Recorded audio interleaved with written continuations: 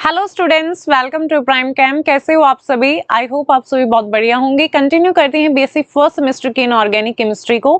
तो इसमें दो चैप्टर हम आपको करवा चुके हैं बच्चों। देखिए, एटॉमिक स्ट्रक्चर हो चुका है, पीरियोडिक प्रॉपर्टीज जो चैप्टर है वो भी हो चुका है। प्लेलिस्ट आपको मिल जाएगी चैनल पे, ठीक है।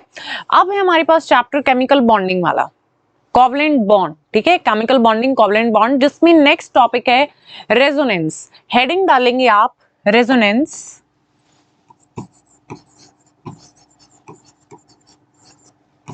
रेजोनेंस। सो ये जो टॉपिक आपका 11th 12th में भी आता है, ठीक है, वहां पर भी आप पढ़ते हैं।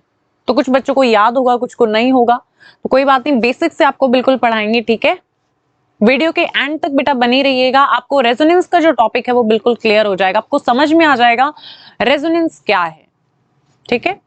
तो देखिए, रेजोनेंस क्या है, इसको हम स्टार्ट करते हैं वीबीटी से। वीबीटी, वीबीटी क्या है बच्चों? Valence bond theory. वीबीटी क्या है? Valence bond theory. Valence bond theory क्या बोलती है कि जो हाइड्रोजन का मॉलिक्यूल है, हाइड्रोजन का जो मॉलिक्यूल है उसको हम सिर्फ एक ही स्ट्रक्चर से प्रेजेंट नहीं कर सकते, ठीक है। हाइड्रोजन जो मॉलिक्यूल है, ये जो H2 मॉलिक्यूल है, इसको हम सिर्फ एक ही स्ट्रक्चर से रिप्रेजेंट नहीं कर सकते। यहाँ पर क्या होगा, इसको रिप्रेजेंट हम कैसे करेंगे? यहाँ पर हम इसके आयनिक कैरेक्टर को भी लेंगे और दूसरा कोवलेंट कैरेक्टर को भी लेंगे, ठीक है। कैसे? यहाँ पर देखिए, हाइड्रोजन इस तरीके से जब हम राइट करेंगे तो ये क्या हो जाएगा? कोवलेंट, ठीक है बेटा। यहां तक बात क्लियर है आपको? क्या हो जाएगा? ये कोवलेंट हो जाएगा। और जब हम इस तरीके से राइट करेंगे H पॉजिटिव, यहाँ पर क्या है? नेगेटिव इलेक्ट्रॉन का पेयर, यहाँ पर H नेगेटिव, यहाँ पर H पॉजिटिव, तो ये क्या हो जाएंगे? आयनिक, ठीक है। ये क्या हो गया? कोवलेंट, एंड ये क्या हो गया? आयनिक हो गया। सो वीबीटी क्या बोलती है, वैलेंस बॉन्ड थ्योरी, कि जो हाइड्रोजन का मॉलिक्यूल है ना, आप इसको सिर्फ एक ही स्ट्रक्चर से आप नहीं रिप्रेजेंट कर सकते। यहाँ पर आपको इसके आयनिक कैरेक्टर और इसके कोवलेंट कैरेक्टर दोनों को आपको लेना पड़ेगा यहाँ पर, ठीक है, जब हम हाइड्रोजन मॉलिक्यूल को प्रेजेंट कर पाएंगे। तो यहाँ पर इसका कोवलेंट कैरेक्टर भी हो गया, आयनिक कैरेक्टर भी हो गया। इस तरीके से हम हाइड्रोजन की मॉलिक्यूल को क्या करेंगे? रिप्रेजेंट करेंगे। अब यहाँ पर जो टोटल वेव फंक्शन होगा वो क्या होगा, अभी आपको देखना है। यहाँ पर जो स्टेबिलिटी है मॉलिक्यूल की, हाइड्रोजन मॉलिक्यूल की, वो आप कैसे बताएंगे, इसको आप देखेंगे। तो देखो, जो टोटल वेव फंक्शन होगा वो क्या होगा? इन सभी के वेव फंक्शन का आप क्या ले लो? कॉम्बिनेशन, ठीक है। आप इन सभी के वेव फंक्शन को क्या कर दो? कंबाइन कर दो, तो हमारे पास क्या आ जाएगा? Total wave function. क्या आ जाएगा बच्चों? Total wave function. Total wave function कैसे आएगा? जब हम कंबाइन करेंगे सभी ये जो स्ट्रक्चर हैं इनके वेव फंक्शन को, देन हमारे पास आएगा टोटल वेव फंक्शन। तो टोटल वेव फंक्शन या फिर जो स्टेबिलिटी होगी, स्टेबिलिटी मॉलिक्यूल की, स्टेबिलिटी ऑफ द मॉलिक्यूल। एक तो टोटल वेव फंक्शन क्या होगा? कॉम्बिनेशन होगा, सभी ये जो स्ट्रक्चर्स हैं हमारी इनके कंबाइन जब हम करेंगे इनके वेव फंक्शन को, वो क्या होगा? हमारा टोटल वेव फंक्शन हो जाएगा। इसी तरीके से जो स्टेबिलिटी है मॉलिक्यूल की, मॉलिक्यूल जो हाइड्रोजन हमारे पास है, हाइड्रोजन मॉलिक्यूल की स्टेबिलिटी भी कैसे डिस्क्राइब करेंगे आप? जब हम इन सभी के कॉम्बिनेशन लेंगे वेव फंक्शन का, ठीक है। तो सभी का हमें क्या करना पड़ेगा? कॉम्बिनेशन लेना पड़ेगा। और यहाँ पर जब हम बात करते हैं एक्चुअल स्ट्रक्चर की, ठीक है ना, अब यहाँ पर हम देख रहे हैं कि कौन सा एक्चुअल स्ट्रक्चर होगा हाइड्रोजन मॉलिक्यूल का। क्या ये वाला स्ट्रक्चर एक्चुअल है, क्या ये वाला स्ट्रक्चर है, या फिर ये वाला स्ट्रक्चर है?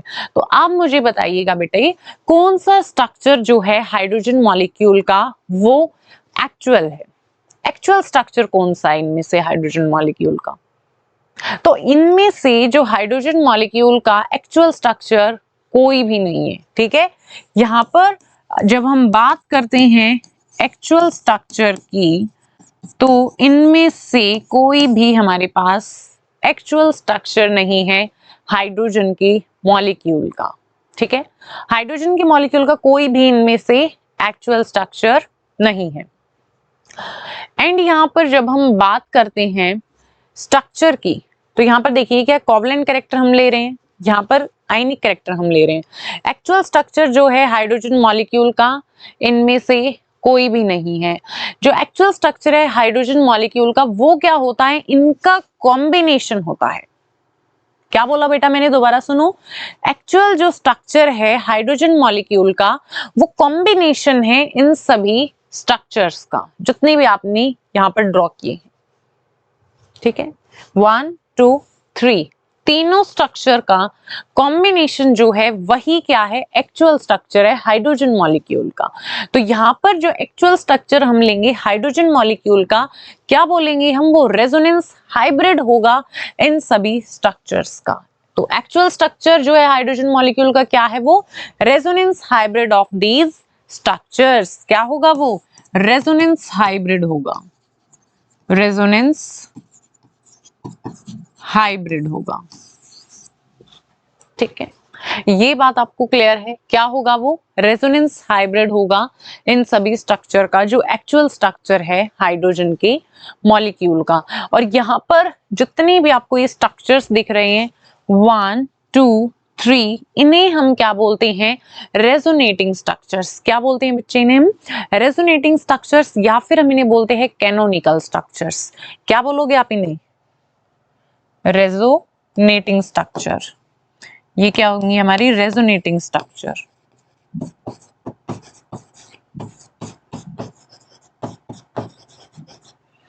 क्या हो जाएंगी, रेजोनेटिंग स्ट्रक्चर्स हो जाएंगी, या फिर हम इन्हें बोलते हैं कैनोनिकल स्ट्रक्चर्स। और इनके बीच में हम क्या लगा देते हैं, डबल हेडेड एरो हम इनके बीच में लगाते हैं इस तरीके से। ये क्या है, डबल हेडेड एरो जो हम प्लेस करते हैं इनके बीच में। तो ये क्या है, तीनों रेजोनेटिंग स्ट्रक्चर हैं हाइड्रोजन मॉलिक्यूल का। क्या बोलेंगे आप इनको, रेजोनेटिंग स्ट्रक्चर्स हाइड्रोजन मॉलिक्यूल्स का। डबल हेडेड एरो आप बीच में लगाएंगे। एंड ये जो फिनोमिनन है बच्चों, ये जो फिनोमिनन है स्टूडेंट्स, इन्हें ही हम क्या बोलते हैं, रेजोनेंस। इसी फिनोमिनन को हम क्या बोलते हैं, रेजोनेंस बोलते हैं। यहाँ पर जो एक्चुअल स्ट्रक्चर होगा हाइड्रोजन मॉलिक्यूल का, वो किसी एक स्ट्रक्चर से नहीं बता सकते आप, किसी एक पर्टिकुलर स्ट्रक्चर को आप नहीं बोल सकते ये रेजोनेटिंग स्ट्रक्चर, ये हमारा क्या हो गया, एक्चुअल स्ट्रक्चर है, या फिर ये वाला एक्चुअल स्ट्रक्चर है, आप ऐसे नहीं बोल सकते। ठीक है, या फिर ये एक्चुअल स्ट्रक्चर है, वो क्या है, कॉम्बिनेशन इन सभी का जो एक्चुअल स्ट्रक्चर है, and that is considered to be a resonance hybrid.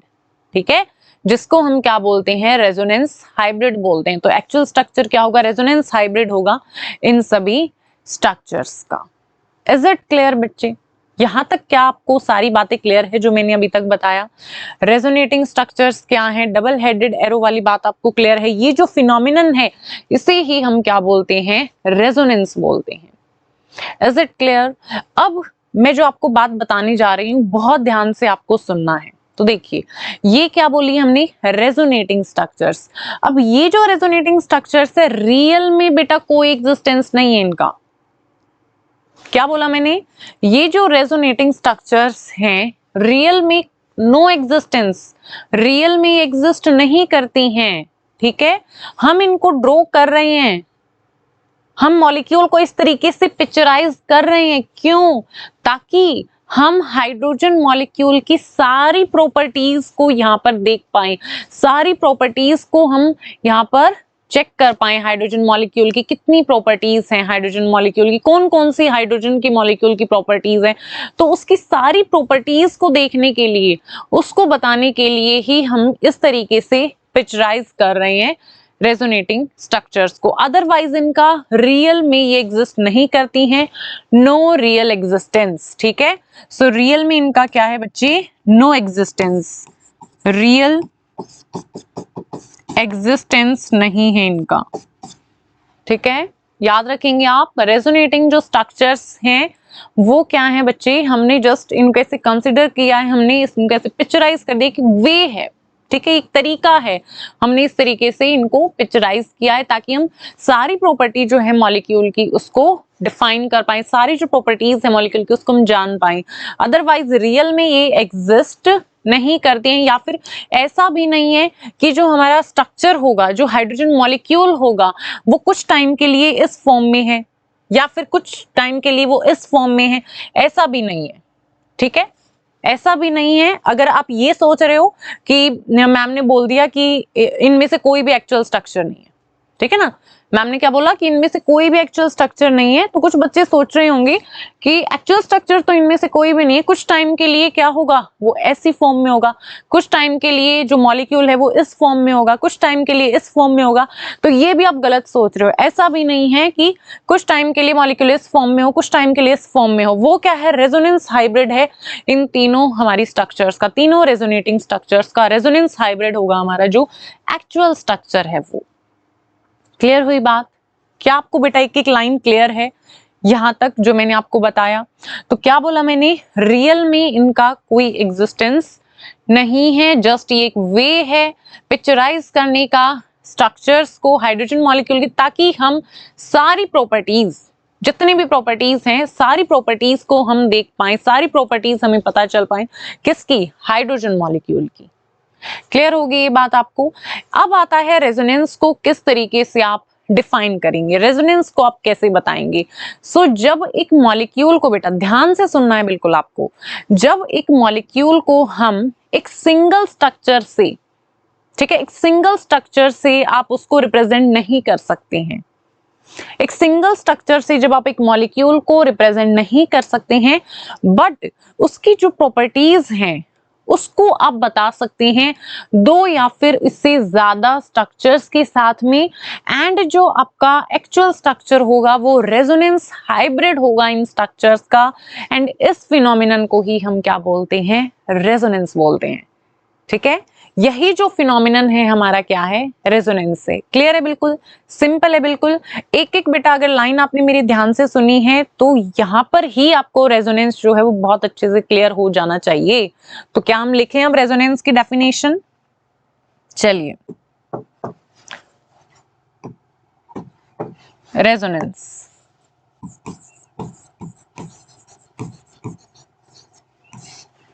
क्या है, रेजोनेंस व्हेन, लिखेंगे when a molecule cannot be represented completely, when a molecule cannot be completely represented,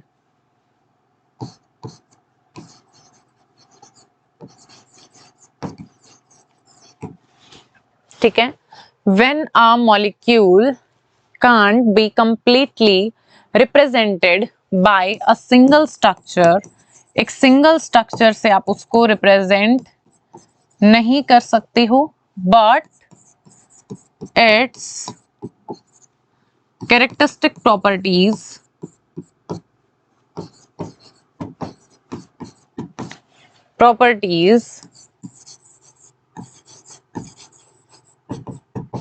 but its characteristic properties can be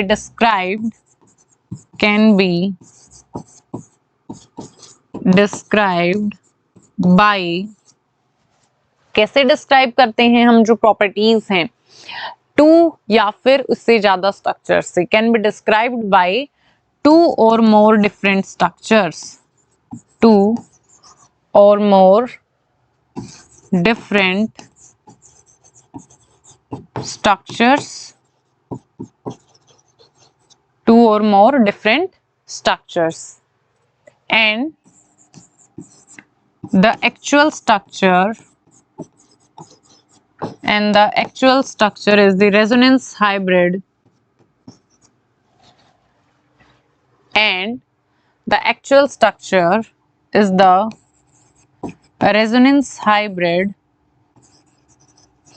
resonance hybrid of these structures, and the phenomenon is called resonance, and the phenomenon is called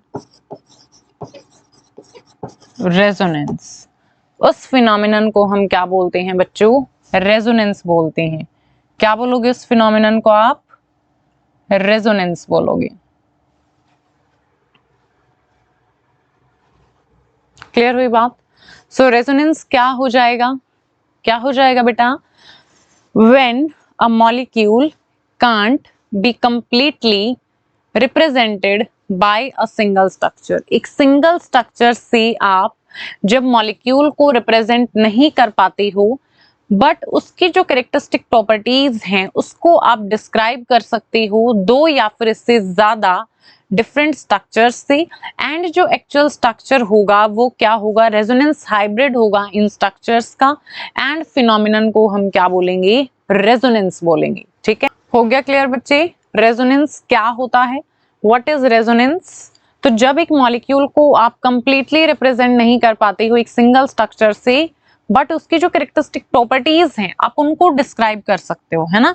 उनकी जो properties होंगी उसको आप describe कर सकते हो दो या फिर इससे ज्यादा डिफरेंट स्ट्रक्चर से, एंड जो एक्चुअल स्ट्रक्चर रहेगा वहां पर, या फिर आप बोल सकते हो ट्रू स्ट्रक्चर जो रहेगा वो क्या होगा? रेजोनेंस हाइब्रिड होगा। किसका? इन्हीं स्ट्रक्चर्स का। ठीक है, वही जो हमारी स्ट्रक्चर्स होंगे उन्हीं का रेजोनेंस हाइब्रिड होगा, एंड इस फिनोमिनन को आप क्या बोलते हैं? रेजोनेंस बोलते हैं। क्या बोलते हैं बच्चों? उसे ही आप रेजोनेंस बोलते हो।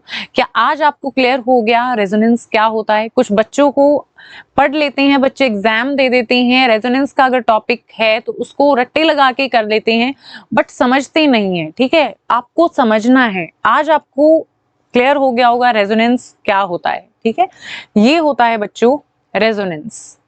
ठीक, एग्जाम्पल लाइक हाइड्रोजन का मॉलिक्यूल। ठीक है, हाइड्रोजन के मॉलिक्यूल में क्या होता है? देखो, हाइड्रोजन मॉलिक्यूल, हाइड्रोजन मॉलिक्यूल क्या है? हाइड्रोजन मॉलिक्यूल क्या है बेटा? रेजोनेटिंग स्ट्रक्चर कितने का? तीन यहाँ पर क्या है? रेजोनेटिंग स्ट्रक्चर है। हाइड्रोजन मॉलिक्यूल रेजोनेंस हाइब्रिड है 3 रेजोनेटिंग स्ट्रक्चर्स का। तो यहाँ पर कौन कौन सी हैं? एक तो ये वाली हो जाएगी हमारी हाइड्रोजन, यहाँ पर इस तरीके से। ठीक है, दूसरा यहाँ पर H positive and H negative, यहाँ पर इस तरीके से डबल हेडेड एरो आएगा, और तीसरा H नेगेटिव H पॉजिटिव। ठीक है, ये क्या हो गई? Resonance hybrid.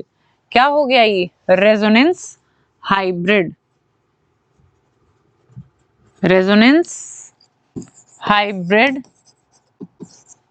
Of 3 resonating structures. So hydrogen molecule क्या है? रेजोनेंस हाइब्रिड है 3 रेजोनेटिंग स्ट्रक्चर्स का। अब यहाँ पर सिर्फ एक स्ट्रक्चर से हाइड्रोजन मॉलिक्यूल की प्रॉपर्टीज को नहीं आप डिफाइन कर सकते, नहीं बता सकते इसकी सारी प्रॉपर्टीज को। कैसे बताओगे? जब आप इन तीनों को आप कंसिडर करेंगे, इन तीनों का जब वेव फंक्शन हम लेंगे। ठीक है, जो हमारा टोटल वेव फंक्शन आएगा वो क्या आएगा? कॉम्बिनेशन आएगा तीनों की कॉम्बिनेशन, तीनों का हम यहाँ पर वेव फंक्शन लेंगे, उनको कंबाइन करेंगे, देन हमारे पास क्या आएगा? जो हमारा एक्चुअल वेव फंक्शन होगा वो आएगा। ठीक है, सो हाइड्रोजन मॉलिक्यूल क्या हो गया? यहाँ पर रेजोनेंस हाइब्रिड होगा इन 3 हमारी रेजोनेटिंग स्ट्रक्चर्स का। आई होप बेटा आपको जो रेजोनेंस का टॉपिक है वो क्लियर हो गया होगा। नेक्स्ट वीडियो में हम बात करेंगे रेजोनेंस एनर्जी की। कंटेंट आपको अच्छा लग रहा है तो वीडियो को लाइक करना, अपने फ्रेंड्स के साथ शेयर करना, चैनल पे नए हो तो चैनल को सब्सक्राइब कर लेना। मिलते हैं नेक्स्ट वीडियो में।